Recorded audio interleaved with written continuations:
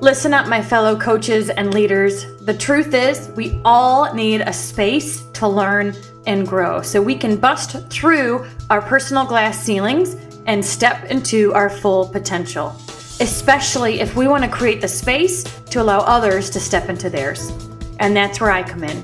I'm not just a former clinical psychologist, but also a seasoned dream life and business coach with over 2 decades of experience helping people shatter their personal barriers and unleash their greatness. And here's the thing, you don't have to figure this all out on your own. As a heart-centered entrepreneur or industry leader, you deserve the best tools and strategies to help you and your business thrive. And that's why I'm excited to share my experience with you through the Coaching for Coaches podcast. Utilizing powerful combination of clinical skills, quantum physics, and strength-based coaching methods, I'll show you exactly what to do and exactly what to say to unleash your true potential and create a path for your clients to follow.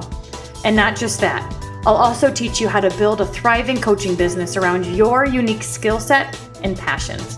So let's get started. It's time to answer your calling, make a lasting impact on the world, and create a lucrative living doing exactly what you love. Welcome to the Coaching for Coaches podcast, where greatness begins. Hey, my friends. Welcome back to Coaching for Coaches. My name is Denise Walsh, and the goal of this podcast is to help you not only become an excellent coach that gets client transformational results, but also to teach you how to be your own CEO and build a thriving business. And one thing I know about coaches is that we get into the field of coaching because we love people. We have high belief in people. We want to see people grow. We want to see them heal through trauma. We want to see those aha moments, those light bulb moments, those slight habit changes that take them into a completely new direction. And one thing we don't quite realize as we step into entrepreneurship is that there's a lot more that goes into building a thriving business than just being an excellent coach. Like, yes, your results with clients and referrals is going to be a piece of that bread and butter for your business. But another piece is going to be lead generation and bringing new people into your world so they can build that like, know, and trust factor and then hire you to help solve their problems. And one of those skills that we're going to talk about today that good coaches get to learn is copywriting, persuasive writing. How do you help people with where they are now to where they want to be in your email copy, in your social copy? How do you stir up emotion? How do you tell good stories? How do you persuade somebody that you are the best coach for them in all of your marketing efforts? And that takes a skill. And so our next guest is the face behind Caring Messenger Copywriting. She's a Christ-centered copywriter, empowering small businesses to connect authentically with their audiences through emotionally intelligent, purpose-driven messaging that elevates their profits and advances kingdom impact. And so she's going to talk to us of all things copywriting. Welcome to Krista Tressa. Woohoo! The crowd goes wild. Woo! Hey, Denise. So happy to be here. Woo-woo. Well, I can tell you this is a skill that I'm like, if you are going to go down a rabbit hole and learn as a coach, this is a skill that you need to learn and or get help and outsource, right? Because it's imperative. We're not just throwing spaghetti against the wall and seeing what sticks, but we're really strategic and thoughtful in our marketing so that it actually converts and gets us clients. So before we talk about copywriting as a whole and how you specifically help coaches, I want to get to know you a little bit. So tell us a bit about your story and what brought you into this copywriting world. Amen, Denise. Wow. Well, it's a story. It's an adventure for sure. I would have never thought I would have ever gone into, to be an entrepreneur and then, go into my passion, like writing. I was like, what? No way. So just a brief history. You're welcome to read about me if you want. Like I hang out on LinkedIn and stuff like that. You can read my bio. But I'm actually a pharmacist by trade. So, the whole, compassion and empathy and heart, right? That's just like in my blood, as I've just went to pharmacy school, did all the things. And anyways, practiced in pharmacy many years, worked for the Cleveland Clinic. And then the Lord, well, there's a lot of background story there, but my husband, like we moved, and so I was like, oh Lord, what do do you want me to, I have kids. And so I was like, what do you want me to do now? And so I went into a season of teaching. I became a career and tech ed teacher. My parents are educators, so it was always like teaching, just grew up, with teachers and educators. And so it was a natural fit because a lot of pharmacy is teaching and mentoring, coaching, that kind of thing, for my patients that were inpatient with me.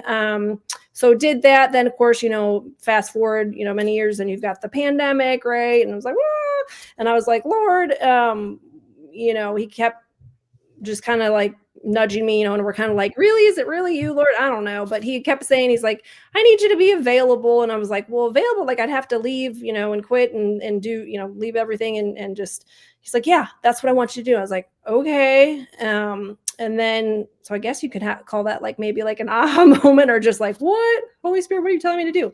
But anyways, so I didn't know what that meant. I was just like, I took that step of faith that many of us, right? We just, okay, yes, Lord, right?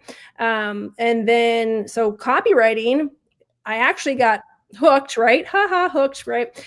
Plan words there, but from a group called Filthy Rich Writer, and they have a comprehensive copywriting academy, and Nikki Krasick, she's the CEO of that. And anyway, so so her hook and her ad, I don't even remember, because at that point I didn't do a lot of social media, but something about it, because I had always loved writing, I had taken a children's literature course through the Institute of Children's Literature years prior, and had success in just writing some short children's stories and articles, that kind of thing. But never really, it was just kind of like, oh, okay, yeah, whatever.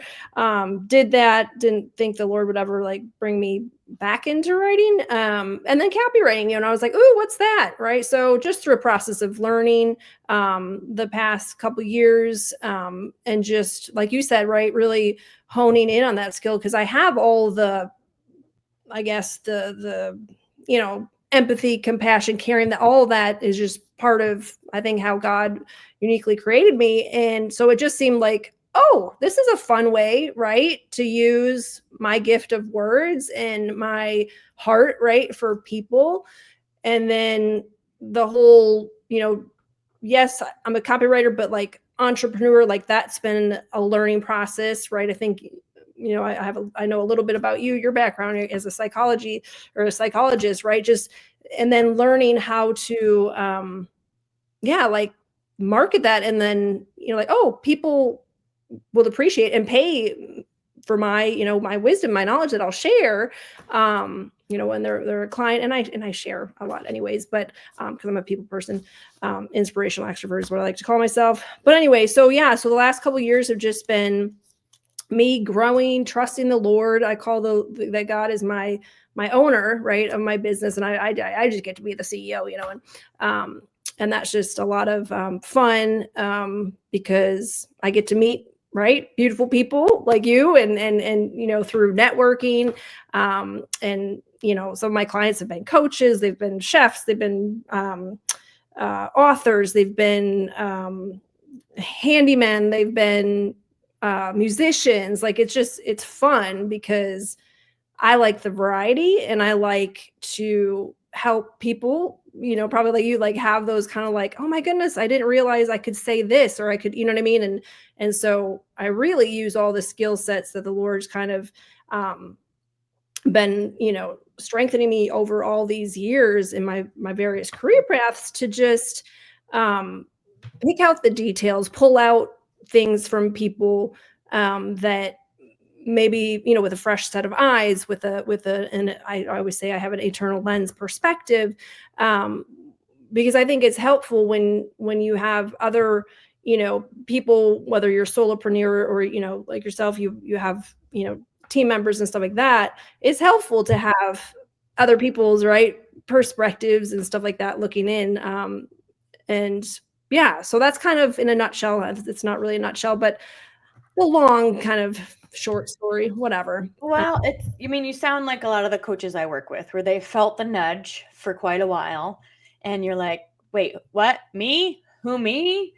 And eventually we know that that restlessness doesn't go away. And in fact, it gets louder until we start taking action on it. And so eventually you start taking action. And part of the process is trusting that the next step will come when it's time. And so, although we want to have a big vision and we want to know where we're going and all of those things, the reality is we often don't know what that next step looks like. And that's where the faith comes in of like, all right, I'm going to do what I feel called to do. What this has been impressed upon me. And now I'm just going to keep walking. And you've done that. And that next step, the copywriting ad, you're like, oh, this could work. Right. And this could allow me the time freedom. And this could allow me to work when it's convenient for me and my family. And this is a skill set I already have. And now you're honing it and then getting to practice with it. So I first want to say kudos to you for saying yes to your spark. It can be a very scary thing to do that and to leave what we understand, even if we know we're ready for something new. And so I think that just says a lot about you and your faith and your trust and your character. Like you want to stay in alignment. And when you're out of alignment, you can tell. And so this was a way as you continue to take steps to get back into that alignment. So let's talk a bit about writing. Sure. So I've got 3 writing questions that I think coaches can struggle with. And I know for me, because I'm a unicorn. We're all kind of unicorns, right? That's the cool thing. Exactly. Yeah. I'm a clinical psychologist and an entrepreneur. So when I first started in life coaching, I'm like, well, what do you want help with? I can help you with anything. Right. Literally. If you want to write a book, I can help you. If you want to start a podcast, I can help you. If you want to create a program, I got you. If you're anxious and depressed, I got you. If you want to start running and lose weight and have healthier habits, know that. So when I first got started, I wanted to help anyone and everyone because I felt like I could help anyone and everyone. Yeah. But what I quickly learned was that's not helpful for marketing. So tell us a bit about why clarity in the outcome is key and knowing what you do and how you serve people, even if you can help them with a lot, how the messaging needs to be clear. Talk to us a little bit about clear messaging. Yes. So clarity, this is just something, that you learn, right? Because like you said, right, we try to be the unicorn. We try to do all the things because we have that big heart. We have the, we want to just love on everybody, right? And help everybody. But yeah, what I've realized too, and a lot of it's trial and error as well. So, through various, courses that I've taken, through networking, through, guesting other people's podcasts, to, books that I've read, all of that. I'm like a sponge because I call myself a life learner, but, and I'm not afraid to say, if I don't know something, okay, I don't know it, I'll go find it out, or I'll go, find someone that can help me with that.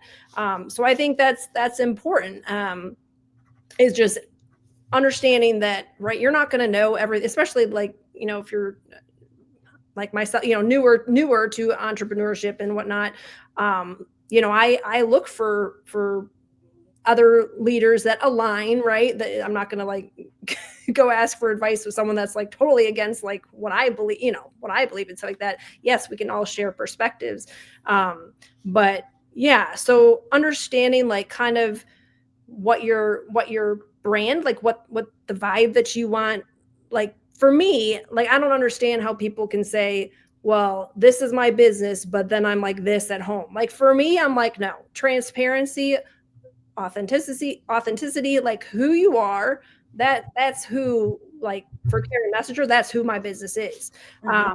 So, but that took a while to figure out, you don't have to be hiding behind some mask that you're, you know what I mean, one thing as a business person and then you're something completely different. For me, I think you should be open about, because I think on the other side of that transaction, right, it's just another human.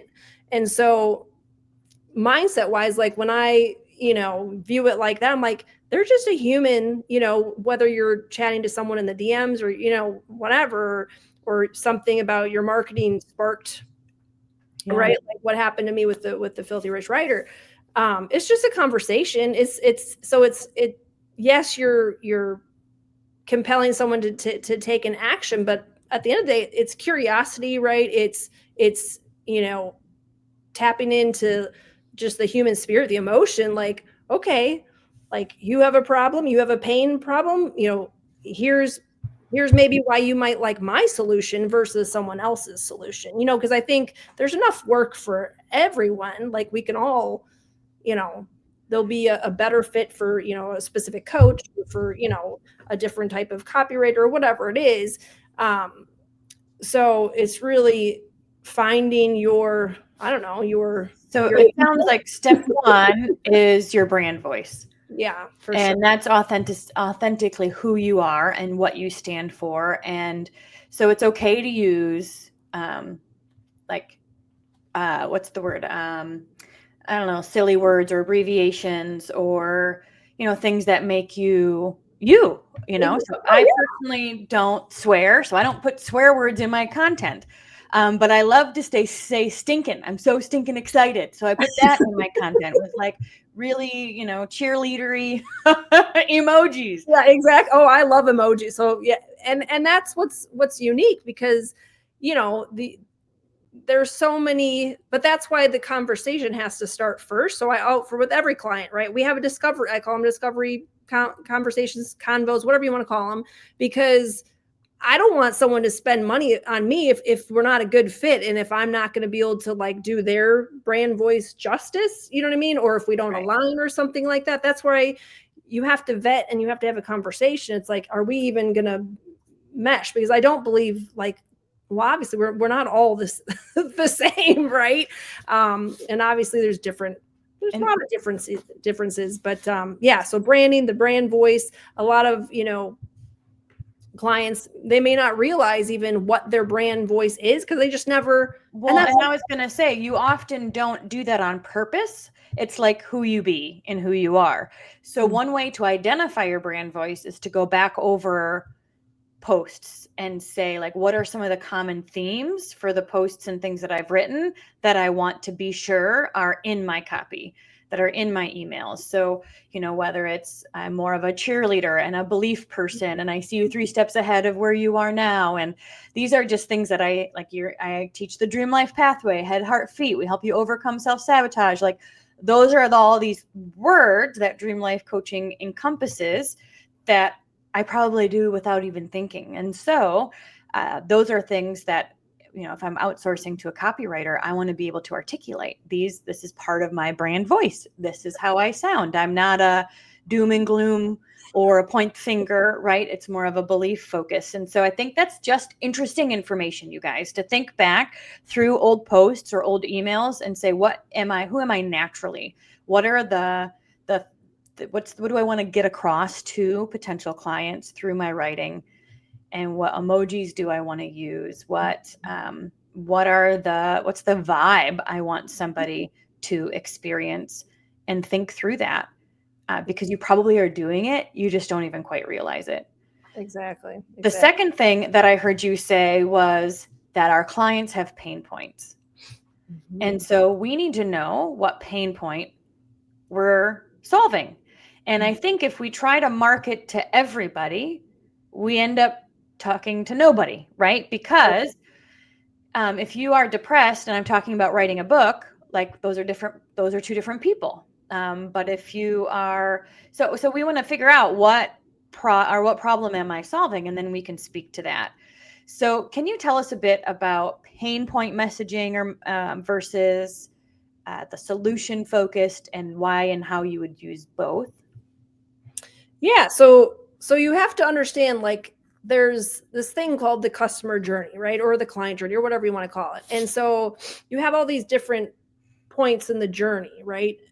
And you have to kind of figure out at first, like, where your client or your customer is in their journey, right, with your brand, right? So if it's a brand new, and you're doing the lead generation, all that stuff, and you're trying to like, you're just trying to make them aware, right, that like, who you are as a coach, or whatever business you are, right? And then you move, once you kind of like, I don't know if you have an email list or some sort of newsletter, that's a great way, right, to nurture, right, because you're nurturing your potential clients, customers, stuff like that. So you move them along your customer journey, right? So then they start going from like, oh, I didn't even know who X coach was or whatever, to, oh, okay, yes, I'm starting to see a trend, or I'm starting to see them more, all of a sudden they start, oh my goodness, I just saw you. You're everywhere, right? I saw you in your, I read your newsletter, and then you're on, this social media platform, you're there, you're, on video, you're on YouTube, you're at in-person networking things, people are name dropping you, right? You're everywhere. So then all of a sudden you become, they start understanding like, okay, this is what this particular coach, I could go to this particular coach for this problem or issue or whatever. And then they start, understanding, who you are. They see if they align with you. Then they're going to start like probably researching you, right? And they're like, oh, well, why did she say this or he say this? And if you read comments and stuff like that, which you can glean a lot of feedback, right, from just reading comments or Googling yourself or whatever, and see what people get feedback, see what people are even saying about maybe your character, your service, your product, whatever it is. And then so as they move along the customer journey, right, they start to you're building that trust, you're nurturing, you're finding out like, well, what are they saying about their specific pain point, and what kind of solutions, and how does my solution help them, right? So then you start thinking like in your customers, in their perspective, in their mindset, and then you can start messaging that way and answering those kind of maybe objections, or just some thoughts that they're like, oh my gosh, they're reading my mind, right? And so that's just like marketing, right? It's a very psychological. It is. Yeah. Well, as a clinical psychologist, I realized, there's a lot of psychology that goes into marketing. And so pain point marketing is when what I call it, you like stir up here. Mm-hmm. Here is where they are now. Mm-hmm. They don't really want to be here, but they don't really know what to do next. Mm-hmm. And sometimes on that client journey, they're okay with being here. Mm-hmm. Like they don't really want to change. And so those typically aren't the people that are ready to say yes, right? So the people that are ready to say yes are the ones that are saying, I don't want to stay here anymore. Mm-hmm. I need a solution. I need help. I need to make more money. I need to lose weight. I need to finally say yes to my spark. And I need to figure out how, like, they're at this place where they're like, I'm ready to take action. I'm ready to do something new. And so stirring up here is talking to that pain point. What's keeping them up at night? What are the things that they're thinking about? What's creating that anxiety or that restlessness? Maybe they don't love their job. Maybe they've got anxiety because the holidays are coming up and they're going to see weirdo Uncle Fred. Like, what's going on that is creating this tension in themselves? Yeah. And then we speak to that, right? Yep. Because then they go, oh my gosh, that's me. Oftentimes, the pain point that our clients are experiencing are us 3 steps ago. So think back, right, to us, a few steps ago, like how were we feeling before we found the solution that we now sell? And then, so that's like one piece of pain point marketing. And then we've got the solution focused marketing, which is like, this is what you really want. You really want a business that is flexible with your family and brings you an income while making an impact. You really want, like, this is the solution. This is the dream. This is the, in my business, I call it here to there, right? So this is this is the personal vision that gets you excited to get up in the morning because you know where you're going and you know why you're going there. And so sometimes we have to paint the picture of that because clients buy transformation. They buy the outcome. And so I feel like there's this balance of stirring up here and talking about the pain point, like you don't need to stay here anymore. And then also painting a picture of what it looks like to feel confident in your own skin. What does Yep. it look like to have less anxiety? What does it look like to have healthy relationships? What does it look like to have a business that you love that like fills your cup rather than depletes you each day?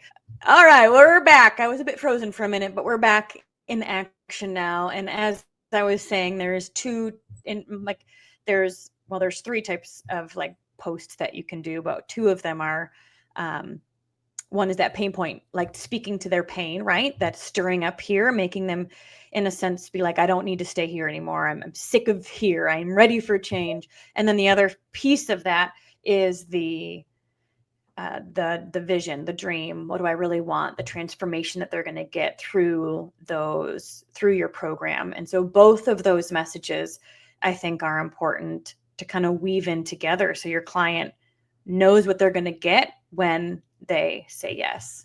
Yeah, exactly. And so another question I have here on my list is the tangibility, I think, of programs, because especially as a life coach, it can be easy to be like, well, your life's going to be better, duh.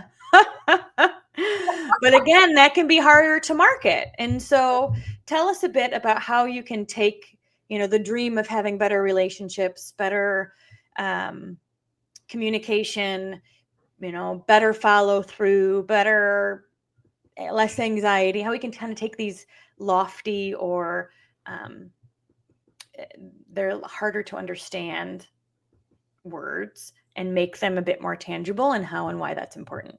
Yeah. So, I mean, the first thing that comes to mind is just like, I suppose helping them like with action steps, right? And having and using emotional intelligence. I like to say that in my branding too, because not everybody, I think, has that or taps into, right, what I call our emotional intelligence, human intelligence, whatever. But it's just, it goes back to like understanding like everybody, right, is coming to you, right, from different walks of life, different experiences, different perspectives. And so trying to like, I kind of equate it to like how the Lord, like when we come to him finally, and we're like, okay, we stop like, running from him, stuff like that. And we just like, he meets us where we are. So it's like, you need to meet your client or your customer wherever they are, right? And not that they stay, hopefully, they're coming to you because they don't want to stay stuck in wherever it is that they are, but that you can then use your emotional intelligence to like kind of like get the vibe that they're, giving you through their words, through their, body language, that kind of thing, verbal, nonverbal communication, and really just be able to like, hey, we're in this kind of together, like we're partners, like if especially like you're not just paying me like for whatever. This is like about transformation. This is about helping you reach your vision, your goals, your version. I always say it's not my success, it's whatever the client's version of success, whatever that looks like to them, right? Because it So can how do be, you tangify that in your copywriting so a client can understand and say, oh my gosh, I need that? I think talking to them as a human in that conversational speech, you know what I mean? It's like like if you hire a technical copywriter, that's more for like the medical, and articles, that kind of stuff. It's very different from hiring a copywriter that has emotional intelligence, or or you have it yourself and you're like, oh, I'm going to do everything on my business myself. Fine. And you can buy different guides, take courses, so that you can hone in on that skill too. It's really whatever it's going to look like in your business budget. So being conversational and just being like these are the things that a client, I think client testimonies are really key. Asking your clients, how did this actually change your life? Not that you just felt better and Right. not that you just had more confidence, because those are less tangible, but how Right. did this make life better? And then you can share their stories. Stories Yep. are a really great way to kind of tangify it, because people can put themselves in their shoes. It's like the example of feel good in your own skin for a health coach versus fit back into your favorite pair of skinny jeans. Right. You know, it takes it from loftiness to that tangifyingness, so the client can go, oh my gosh, that's what I really want. Yeah. And so sometimes it's the testimonies, it's the um, telling your own story, talking about when you were rolling around in bed, you couldn't sleep at night, and now you sleep peacefully. Like, what Mhm. are the things, like, that's what I really want to get coaches to think about. What are the tangible things that your program creates? So then we can really hone in and focus on that, because that's going to be what your clients want to hear. Breakthrough, great. But what does that mean? How do they Right. know they're going to experience the breakthrough? What does that really look like? What does even the word healing look like? Mhm. So those are all things that I think coaches get to figure out, and through trial and error, like you said, you kind of work with clients and see that use their words, but tangifying it, I think, and making coaching tangible so they know what they're going to get or have an expectation is important for that transfer. Yeah, for sure. And I think too, like it's a myth to think that, in marketing that anything is like guaranteed, right? Because it really depends on what that individual does with what created for them, whether it's web copy or, a social media post, whatever it is. It's like I like to teach my clients, like, okay, like, so you paid me to do this for you. Okay, here's like, as a coach, as a strategist, like, here's, if you want some extra advice, like, I would, like, if I were you, I would, maybe take a piece of this and make it into a, repurpose it, into a social media post or a reel, or put it in your, newsletter, or, let's, affiliate links, or, referrals. And that kind of, like, that has that ripple effect, if you Mhm. will, because then someone's gonna be like, oh my goodness, like, I have, this coach, and they're amazing in this, and oh, and then, but then I introduced her to, this business person, copyright, whatever it is. And then everybody, it's like more of a win-win for everybody, because, you know, like, at the heart of my business, like, yeah, sure, I need to, make something eventually, because, it's a lot of work, and my wisdom that I'm sharing. But at the end of the day too, it's like, I actually do care that you feel more or whatever it is, like confidence, or Mhm. that you feel like, okay, oh, you're getting more leads, you're getting more sales people in your courses, that kind of thing. So it's not just that transactional thing, like, oh, what's the money, money, yes, we can use it as a tool, whatever, and we can be good stewards of it, stuff like that. But, at the end of the day, it's on the other side of the transaction is the human heart. And so, like, how can we, you know inspire and encourage and mentor, and because I appreciate when people pour into me, and they see my heart, and they know that it's not, for me, it's not just about the, I guess, the material things that you can get from it. It's like you said, like, having that even bigger, kingdom impact, like, for eternity, like. And it's, I don't know, just, purpose driven, and yes, elevate profits so that we can then, give to, just be more giving, and that kind of thing. It's a beautiful thing. And I think, you know yeah. So I also heard you say that you can take a piece of content and use it everywhere. So you can take a piece of content, use it as a post. You can take a piece of content, use it as an email. You can take a piece of content and use it as a reel. And you can take this content and you put it everywhere. And so I think that repurposing thing is something that people don't realize they can do. I will look back at my memories, because I've been posting content like this for 15 years. And Mhm. I'll go back through my memories. I'm like, oh yeah, that was a good one. And I text it to myself.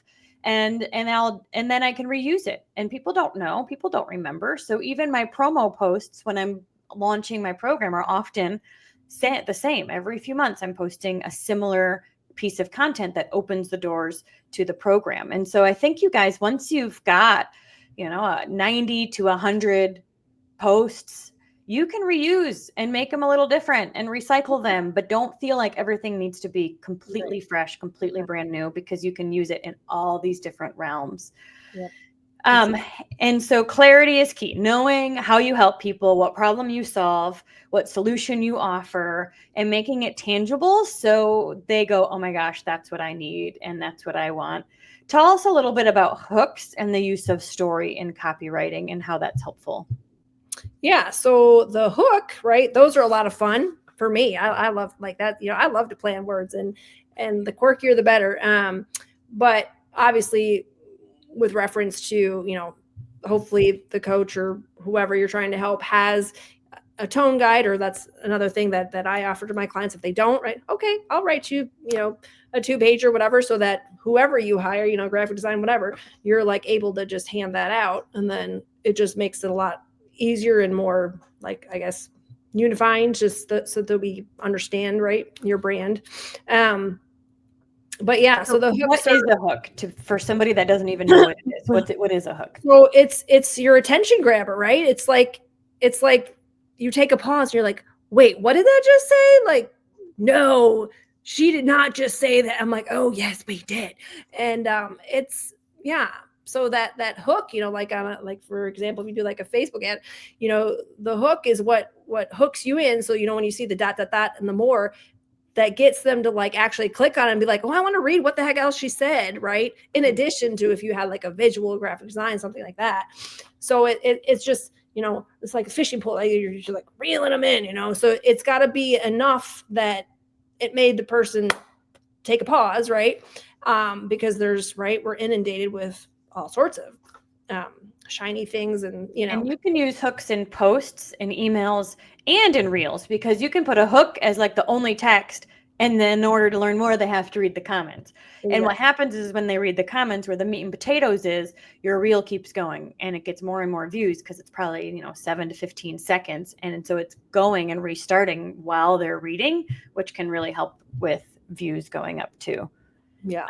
So those are a lot of fun, but yeah, they're very big real estate. So you want to make sure that you do spend a lot of time in that area.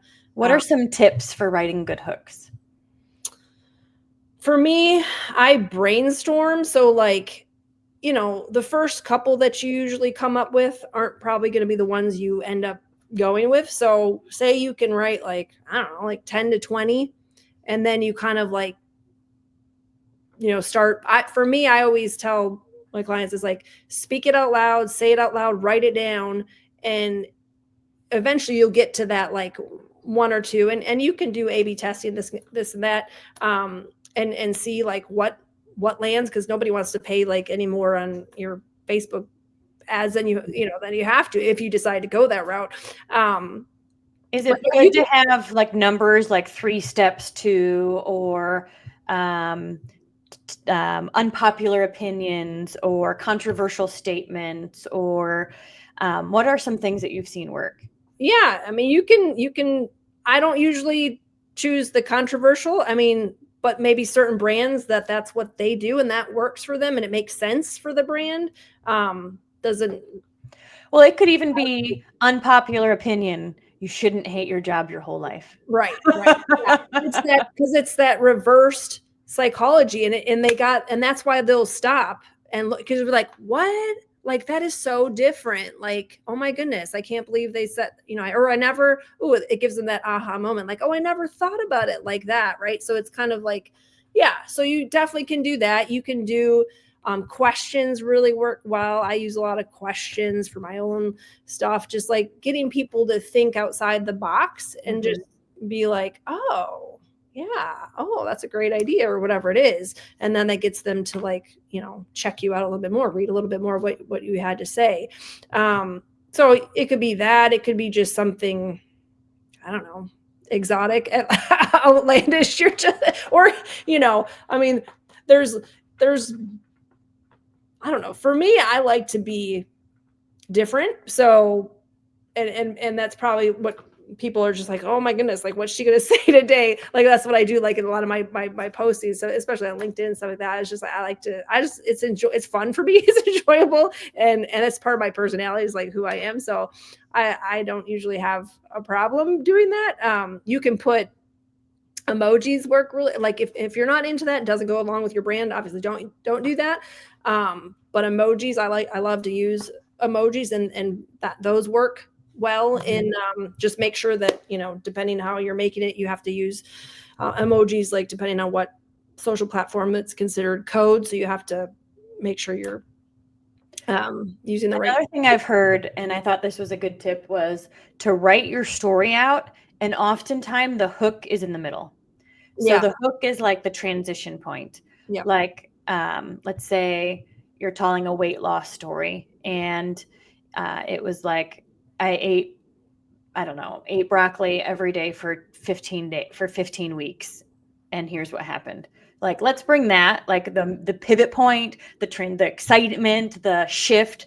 Yep. And then you can say how you started off eating donuts, and now, but like the typically the exciting thing is that pivot point that ends up being in the middle. So you can move that up and then start your story. And I found that when I'm writing my story out, I'll find that most exciting line and put it up to the top. And that has helped me with my hooks. Yeah, for sure. No, definitely. Because, you only get like a few seconds to catch it. So you really you don't want to put, and same with like your CTAs and stuff, you don't want to put those way at the bottom, because they may never get through, because the next shiny object comes, and we're like humans, right? We're just like, right? We try to like do all the things, and it's like, so you want to try to, you want to grab their attention. The other thing I know is that people don't read. They skim. Yeah. And so one of the things I teach my coaches is to write in like 1 or 2 sentences, and have spaces and emojis, because you want people to get the gist of what you're doing without having to totally focus. And then even when you're messaging somebody for follow-up, 1 or 2 lines and end in a question. Like, don't send people big blocks of text, because oftentimes they don't have the brain space to sit and read it. And so it needs to be like bullet points and, spaces. And those are things to be thoughtful about, because I think if we're just kind of writing, we just press post and we haven't looked at the format. What could actually be, we could have a great message, but if it's not in a readable format, people won't read it. Exactly. Yep. So I always say, be short, sweet, and like, grab the attention, and put your CTA like either several times, but definitely up higher, because most people, like, they wait all the way to the end. It's like, no, because they may have already like been like off to the next thing, and then you missed out on that potential like connection point, right? It's all about connecting, the connection points, the touch points, right? And so, yeah, for sure. So one last question is the power of story. Why and how are stories important in copywriting? Well, stories, right? That helps you paint that picture, that vision, and everybody wants to hear, right? Just look at the reality TV story, shows and stuff like that. Everybody wants to feel like heard, right? And to like envision themselves maybe in your story, or and so the power of story, I mean, it just, I think, opens up the imagination, the possibility, and it just, yeah. It draws on the heartstrings, doesn't it? Too. Yeah. And people will identify to a piece of the story, and then the thought is if they can do it, you can do it. Like you transfer that. That's a belief transfer. And even in counseling, when I was a therapist, I had to do belief transfer. I had to say to somebody who is experiencing extreme depression, I've seen people just like you get out of that dark tunnel and get out on the other side. Mm-hmm. And so painting the picture of other people who've done that hard thing, who've been stuck just where they are and aren't stuck anymore, and have seen the sunlight come back and their fog lift and all the things, gives people hope. Mm-hmm. And I think the more that we can story tell versus just facts, the more we'll draw on those emotional heartstrings, and people will see themselves 3 steps ahead of where they are now and have hope for themselves too. Exactly. So how can people work with you? So they can go to my website. It's www.caringmessenger.com. And that's probably a great way. You can also find me if you want on LinkedIn, right? I'm usually on LinkedIn. I do have I think I do Pinterest because that's a lot of fun for me. And yeah, some of the other social media platforms, but I don't really use them as much. But and I love to network. I like to guest podcasts. Maybe I'll have my own one day. I don't know. But for now, this is just fun to, because I call myself inspirational extrovert. So I love to just hear other people's, perspectives and how can we support one another, and I refer you, you refer me, all that good stuff. So I'm big into networking and just showcasing everybody's unique talents and gifts. I think that's such a beautiful thing that the Lord has just put in each one of us. So it's exciting to just view kind of entrepreneurship and and life just as a journey, as an adventure. Yeah, so that's an option. You can of course join my Caring Messenger newsletter, and then I have a freebie if you sign up for that. It's the Christian Entrepreneur's Guide to Live and Lead the Jesus Way. So I just break up in 20 action steps and just kind of share a bit of my just personal testimony and walk with Christ. And if you're not a believer, right, there's still good, I think, nuggets of wisdom in there as well. And you never know, right? So yeah, those are some of the ways, but this has been so fun. Awesome. Well, we'll definitely put your links and things in the show notes below. You guys go follow Krista, see what she's up to. And if you're looking for a copywriter, definitely reach out and get on her newsletter and see how she can support you in building a cohesive brand message that brings in ideal clients that convert into, or ideal leads that convert into your clients, because that's at the end of the day what we're all looking to do, is impact people and make an income while we do it. So thank you so much, Krista, for being here today. Thank you for sharing a bit of your story and some nuggets for us that we can take home and implement ourselves. And then you guys definitely reach out to Krista if you want to continue to learn more about copywriting and how to improve your skills in this area. So thank you so much, you guys. Have an amazing day, and we'll see you same time, same place next week.